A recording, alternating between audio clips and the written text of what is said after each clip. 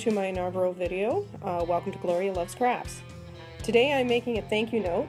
Last week was my birthday and a wonderful colleague, Margaret, gave me a bag of ketchup Doritos and a box of chocolates. And if that isn't deserving of a card to say I'm grateful, I don't know what is. Here's a list of what you'll need. You'll need a regular piece of black cardstock, a regular piece of white cardstock, a piece of pattern paper. It really doesn't matter what it is. The one that I have here is like a black and gray funky design. I have no idea where I got it, but it's going to be fine for whatever I need. A stamp. I have one with a cow on it that I bought years ago at Michael's. I paid a whole $1 for it. You know, sometimes Michael's has bins of dollar stamps near the checkout. You know, they're usually seasonal, but I found this cow in there years ago. We need black, our pigmented black embossing ink, clear embossing powder, and adhesives of some sort. And for tools, you'll need a paper cutter, a heat tool to set the embossing powder, and yeah, that's kind of it. So let's get started. The card itself will be black, so cut the black cardstock in half so that you have an A2 size, which is 8.5 by 11 inches cut in half. And I decided to be super creative and cut lengthwise because, you know, that's how I roll. As for the white cardstock, despite having like a serious crap ton of thank you stamps, I decided I wanted to write something else.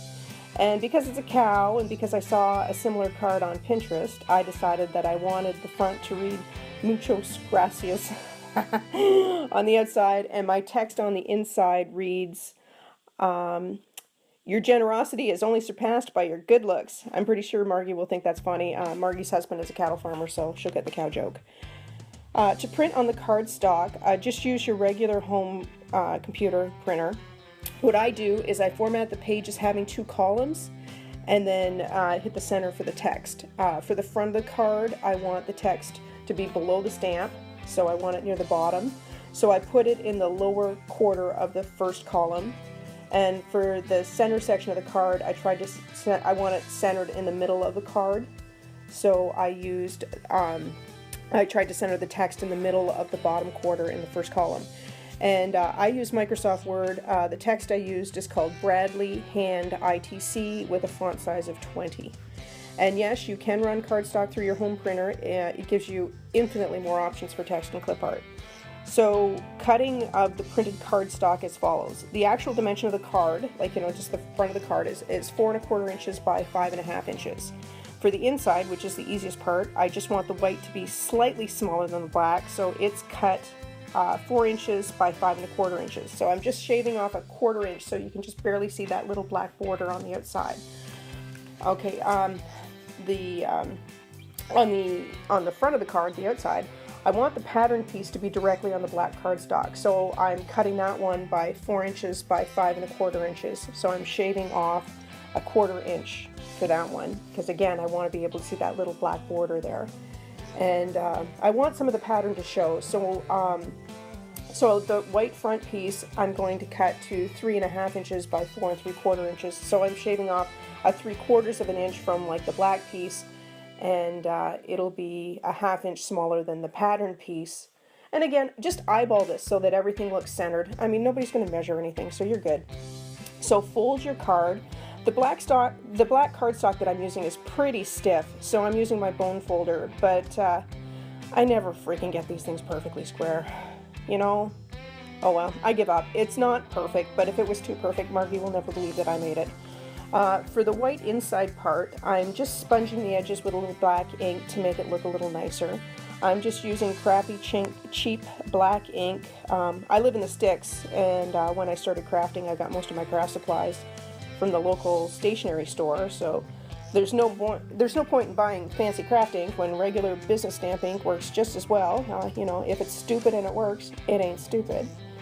So affix the inside of the card with whatever adhesive you have. I usually use glue sticks for cards. I mean, nobody keeps them. They wind up getting thrown in the garbage. They're not like, you know, I mean, for scrapbooking stuff, I use better stuff. But today I'm going to be ultra fancy, and I'm actually going to use a tape runner. On the outside, affix the pattern piece. You know, look at that, it's almost done. Okay, so now we're on for the dangerous part, stamping.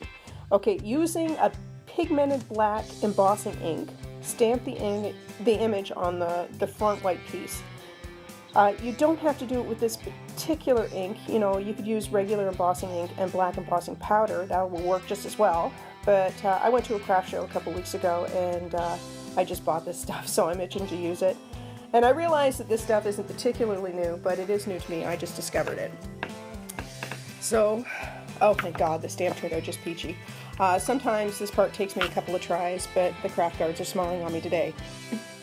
So, sprinkle embossing powder on the image. You have to work reasonably quickly so that the ink doesn't dry. I found this handy dandy embossing powder funnel collector thingy, and it works like a charm. For years I just used a piece of paper and it worked fine, but it was messy and a pain in the butt. I use a crappy little paintbrush to brush off any excess embossing powder, but because this powder is clear, it's pretty easy to keep everything neat.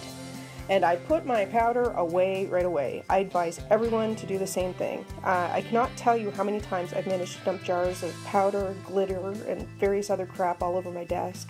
You know, an ounce of prevention is worth a pound of swearing my head off for 20 minutes while I clean up the mess. Also, clean your stamp. It's easier to do when the ink is still wet, otherwise, you know, more swearing. Okay, using a heat tool, set the powder. If you don't have a heat tool, use a toaster. I'm not kidding. Like I did this for years. Just depress the toaster and hold the paper face down over it with some tongs and kind of wave it over until the powder melts. Heat tools aren't outrageously expensive, but I am cheap. I waited until Michael's emailed me a 50% off coupon before I splurged and bought a proper heat tool. And it's easy to tell when the powder is set because it looks all plasticky and melty. And again, I use my crappy black cheap ink to sponge the edges of the front to make it look nicer. But you know what? You know, this is missing something. You know, I can do better. This is not glory worthy. You know what? I'm a genius. I know. I'll score the edges and I'll make that look prettier. Okay, using a score plate, and these things are available in any craft store. I bought mine years ago from a friend who sells Stampin' Up. And seriously, this is one of my more useful of my impulse craft purchases. So that's much better. Okay, to affix the front, I'm using these sponge stickers. I've heard them called dimensional adhesives, but whatever. I'm adding sponges to give some more interest to the front. And look at that, I am a star.